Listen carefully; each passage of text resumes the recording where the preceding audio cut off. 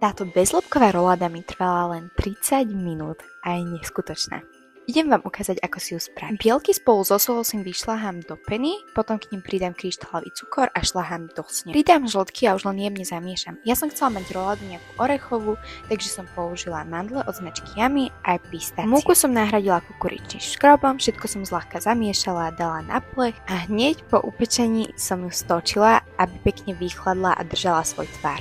Ideme na krém, ktorý je ešte jednoduchší. Do misky som si dala mascarpone, smotanú bielu čokoládu, ktorú som si nechala trošku vychladnúť, aby sa mi krém nezrazil. Cukor, no a túto úžasnú pistáciovú pastu.